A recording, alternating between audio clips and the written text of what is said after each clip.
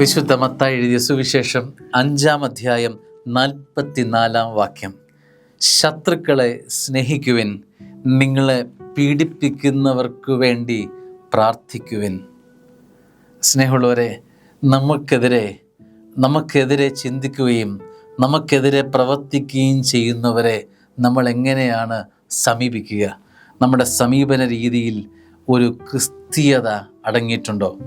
സാധാരണ വ്യക്തികൾ ചെയ്യുന്ന പോലെ, സാധാരണ നമ്മളെപ്പോലെയുള്ള വ്യക്തികൾ ചെയ്യുന്നത് പോലെ നമ്മളും അതുപോലെ ചെയ്താൽ എന്താണ് നമ്മളും അവരും തമ്മിലുള്ള വ്യത്യാസം? ക്രിസ്തു ഓർമ്മിപ്പിക്കുകയാണ്, ശത്രുക്കളെ സ്നേഹിക്കണം.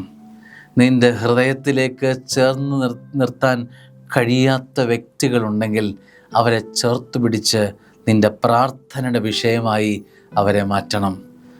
എന്തൊരു വലിയ അനുഭവമാണിത്. സ്നേഹമുള്ളവരെ, ഹൃദയത്തിലേക്ക് ചേർത്ത് പിടിക്കാൻ പറ്റുന്നില്ല, അവരുടെ പേര് പറയാൻ ആഗ്രഹിക്കുന്നില്ല, അവരുടെ പേര് ഓർക്കുന്നത് തന്നെ വെറുപ്പാണ് എങ്കിൽ ക്രിസ്തു ഓർമ്മിപ്പിക്കുക, നീ ഒരുപാട് അകലെയാണ്.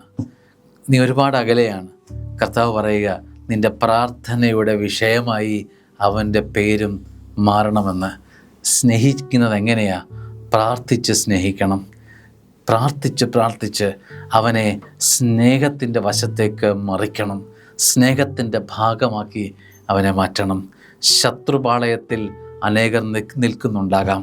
ശത്രുവിൻ്റെ പട്ടികയിൽ എണ്ണി അനേകർ നിൽക്കുമ്പോൾ ഈ നോമ്പെങ്ങനെ കൃപയനുഭവമായി മാറും?